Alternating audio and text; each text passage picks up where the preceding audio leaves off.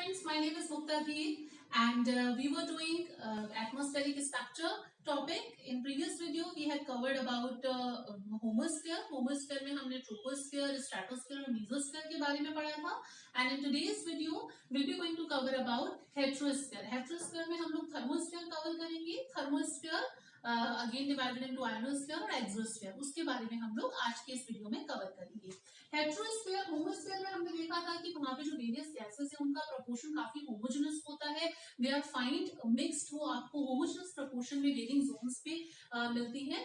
But heterosphere में क्या होता है, इट्स डिफरेंट. हेट्रोस्फीयर में जो गैसेस का प्रोपोर्शन होता है वो वेरी करता है, मतलब कि आपको हर लेयर्स पे आपको जो गैसेस है उनकी आपको composition in terms of chemical और फिजिकल कॉम्पोजिशन है वो आपको डिफरेंट मिलती है. सो दैट्स व्हाई मतलब इसे हेट्रोस्फीयर कहा जाता है. जैसे कि अगर हम 90 to 200 किलोमीटर देखें, so you will find nitrogen atomic layer, फिर उसके बाद में 200 to 1100 पे oxygen atomic layer, and then you will find आपका फिर हीलियम, और उसके बाद में अपर मोस्ट में हाइड्रोजन लेयर्स जो है वो आपको इस तरीके से इसका प्रोपोर्शन मिलता है. So that's why it is heterosphere.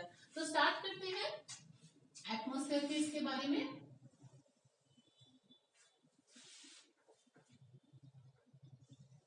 ये जैसे कि हमने पहले भी ड्रॉ किया था, लाइन सीधी नहीं आती है. ग्राउंड सरफेस से हमने सबसे पहले कौन सा कवर की थी? ग्राउंड सरफेस से सबसे पहले हमने जो लोअर मोस्ट लेयर है वो कौन सी है? ट्रोपोस्फेयर. यहाँ पे मैं बहुत थोड़ी सी ही बना रही हूँ बिकॉज यहाँ पे I need more space to explain thermosphere. Troposphere के बाद में we have seen stratosphere. Stratosphere में क्या होता है? टेम्परेचर जो है एल्टीट्यूड के साथ में इंक्रीज होता है because of ozone molecule. Then we have seen mesosphere. Mesosphere is known for the meteor burning के लिए जाने जाते हैं, और -90 degree Celsius temperature coldest part of the atmosphere. तो हमने मीसोस्फेयर तक कवर किया था. नॉक्टिल्यूसेंट क्लाउड भी मीसोस्फेयर में होते हैं ना. So this entire thing is known as homosphere. Homosphere. और ये जो इसके ऊपर है 90 किलोमीटर से 10,000 किलोमीटर तक, दैट इज हेट्रोस्फेयर. हेट्रोस्फेयर. अब हेट्रोस्फेयर में भी थर्मोस्फेयर, ये है आयोनोस्फेयर, आयोनोस्फेयर, और दिस इज एक्सोस्फेयर. ठीक है, आयोनोस्फेयर, एक्सोस्फेयर, ये आपको मिलता है 640 किलोमीटर तक. 640 किलोमीटर तक. ठीक है, कंबाइंड ही इसको बोला जाता है थर्मोस्फेयर. यहाँ पे मैं लिख देती हूँ थर्मोस्फेयर. थर्मोस्फेयर. आयोनोस्फेयर जो है which actually starts from the mesosphere itself, है ना, क्योंकि कोई शार्प बाउंड्रीज तो है नहीं. आयोनोस्फेयर मीसोस्फेयर के अंदर से यहीं से ही स्टार्ट हो जाता है, और इसके अंदर भी आपको वेरियस लेयर्स मिलती है. Ionosphere is very important for the communication. जो हम कम्युनिकेशन कर पा रहे हैं that's because of this ionosphere. क्योंकि क्या होता है, सिग्नल्स जो होते हैं वो यहाँ से रिफ्लेक्ट बैक किए जाते हैं. लॉन्ग वेव और शॉर्ट वेव कम्युनिकेशन में this layer is very useful. ठीक है ना.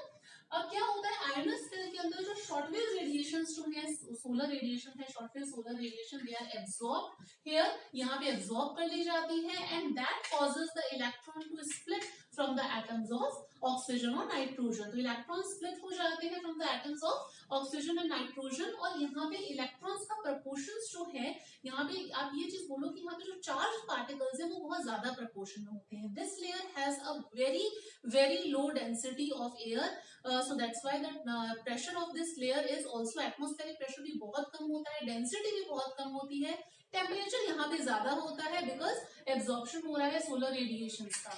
टेम्परेचर यहाँ पे कितना होता है? टेम्परेचर आपको यहाँ पे मिलेगा 1700 degree Celsius. But this temperature is never felt. ये महसूस नहीं होता है ना. ये महसूस क्यों नहीं होता? क्योंकि कोई मीडियम तो चाहिए होगा. जब एयर इतनी लाइट, इतनी फीएबल है कि आप बताओ कि एयर की डेंसिटी इतनी कम है, तो ट्रांसफर कैसे होगा, है ना. तो इस वजह से यहाँ पे आपको जो मतलब ये जो टेम्परेचर है इट इज नेवर फेल्ट. ये महसूस नहीं होता. जैसे हमें यहाँ पे थोड़ा सा भी टेम्परेचर बढ़ता है तो ग्राउंड सरफेस पे हमें पता चल जाता है ना, वैसा यहाँ पे नहीं है. ठीक है. आयोनोस्फेयर की भी काफी सारी लेयर्स होती है, एक एक करके देखेंगे. D layer is the lower most layer. फिर उसके बाद में आ जाती है ई layer. then come E sporadic layer. E sporadic layer is also a part of E layer, E2 layer, ठीक है. Then comes F layer. F layer is further divided into F1 or F2. Then G layer, uppermost layer, ठीक है. D layer आपको कहां पे मिलती है? D layer you will find at 80 to 99 kilometres पे. अब ये जो 80 to 90, इसी वजह से मैंने कहा कि मेसोस्फीयर से ही स्टार्ट हो जाती है, ठीक है ना. 80 to 99 kilometre D layer, and you will find E layer at 99 to 130 kilometre. As it is also a part of sporadic layer जो है वो बहुत ही एक्सेप्शनल कंडीशंस के अंदर की बनती है. E2 जो है, E2 इज 150 किलोमीटर, एंड जो F लेयर है which is 150 to 380 kilometre, 150 to 380 kilometre, and this is 400 kilometre G layer. अब देखो ये लेयर के बारे में थोड़ा सा देख लेते हैं, जान लेते हैं क्या चीजें हैं. डी लेयर जो है this is associated with the solar radiations, ठीक है ना. तो ये सन की जो एक्टिविटी है सोलर रेडिएशन से एसोसिएटेड होती है. दैट्स व्हाई सनसेट के साथ में डिसअपीयर हो जाती है. जब तक सोलर रेडिएशंस रहेंगी, जब तक एनर्जी रहेगी, तब तक ही केवल ये भी लेयर एग्जिस्टेंस में रहती है, और उसके बाद में ये लेयर सनसेट के साथ में दिस लेयर डिसअपीयर्स. अब ये जो लेयर है D layer, this actually reflect back जो लो फ्रीक्वेंसी की जो मतलब लो फ्रीक्वेंसी की जो रेडियो वेव्स होती हैं उसको ये क्या कर लेती है, ये रिफ्लेक्ट बैक करती है, और जो मीडियम और हाई फ्रीक्वेंसी की जो रेडियो वेव्स है ये उसे अब्सॉर्ब कर लेती है डी लेयर, ठीक है. डी लेयर जो है which reflect back the signals of low frequency radio waves, ठीक है.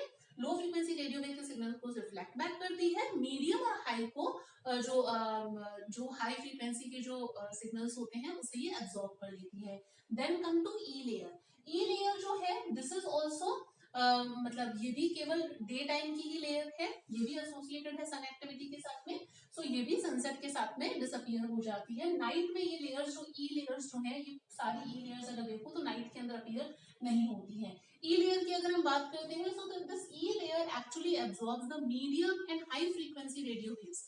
ये हाई फ्रीक्वेंसी रेडियो वेव्स को और मीडियम जो फ्रीक्वेंसी के रेडियो वेव्स है उसे एब्जॉर्ब करती है. लेयर बनती कैसे है?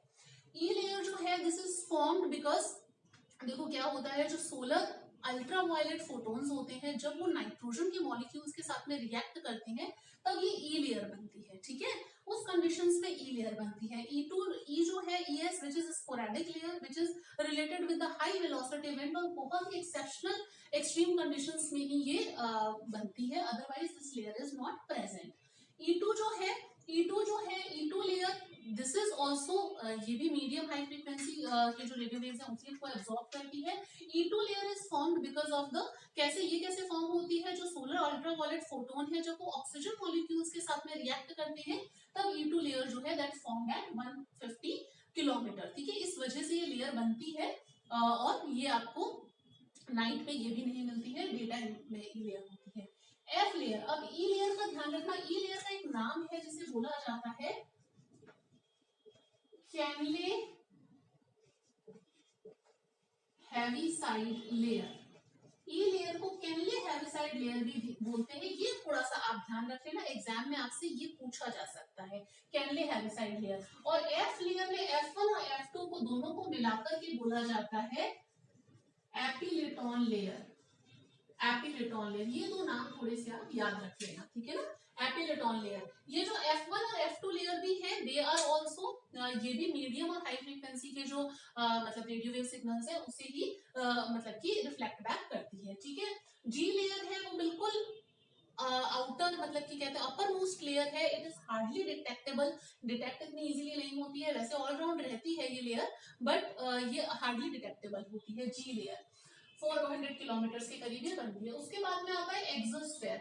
एक्सोस्फेयर जो है यहाँ पे आप देखो जैसे जैसे ऊपर जा रहे हैं डेंसिटी एयर की बहुत बहुत बहुत कम होती जा रही है. एक्सोस्फेयर जो है विच आगे फिर उसके बाद में वो एक्सटेंड करता है. एक्सोस्फेयर में यू विल फाइंड यहाँ पे टेम्परेचर जो है एक्सोस्फेयर के एंड पे अगर हम देखें टेम्परेचर यहाँ पे कुछ 5500 डिग्री सेल्सियस हो जाता है. But as I said this temperature is never failed. ये फील नहीं होता है टेम्परेचर, बट टेम्परेचर यहाँ पे इतना ज्यादा क्योंकि मीडियम नहीं है ना ऐसे। तो यहाँ पे ये जो टेम्परेचर है वो फील नहीं होता। एक्सोस्फीयर की बात हो गई।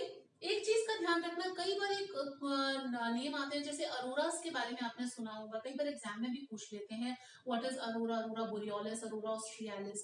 अरोरास को नॉर्दर्न लाइट्स भी बोला जाता है। वो आपको यहीं पे हाई पार्ट एक्सोस्फीयर यहीं पे आपको दिखाई देते हैं अरोरास, मतलब यहीं पे ही अरोरास बनते हैं। अरोरास कैसे फॉर्म होते हैं?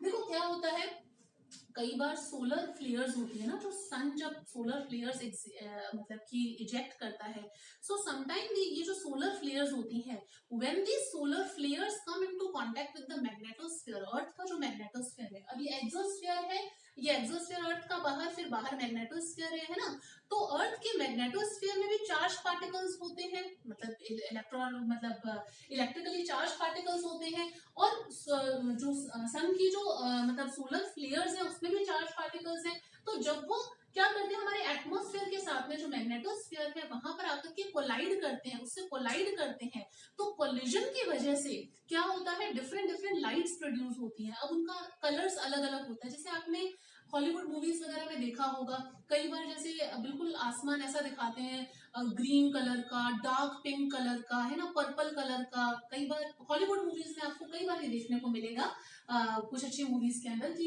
इस तरीके से आसमान जो है वो आपको डिफरेंट डिफरेंट कलर्स का दिखाई देता है। तो ये इन्हें यही अरोरास होते हैं। कई क्या होता है, इन मॉलिक्यूल्स के कोलिजन की वजह से ऑक्सीजन नाइट्रोजन के जो मॉलिक्यूल्स हैं, तो उस वजह से डिफरेंट डिफरेंट कलर्स प्रोड्यूस होते हैं जो हमें दिखाई देते हैं हायर लैटिट्यूड से। ठीक है, अगर ये नॉर्दर्न मतलब नॉर्दर्न हेमिस्फीयर में है तो इसे बोला जाता है, ऊपर की तरफ पोल्स पे, इसे बोला जाता है नॉर्दर्न अरोरा बोरियोलिस। और अगर साउदर्न साइड में है, साउदर्न पोल पे है, तो इसे बोला जाता है अरोरा ऑस्ट्रियालिस। ये होता है अरोरा का phenomena. So you will find there. और आयोनोस्फीयर आपको यहाँ पे सैटेलाइट्स वगैरह जो है वो आपको सब इसी वाली रेंज के अंदर यहाँ पे ऐसे मिलते हैं।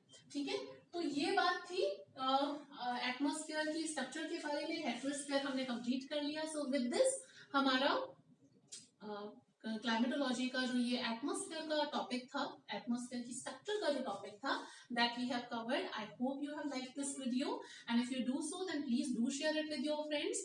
And if you like this video then do let me know. अगर आपको किसी टॉपिक में प्रॉब्लम है then do mention it in the comment section. I will try to help you by making a video. Thank you so much. Stay connected with me and see you in the next video. Bye.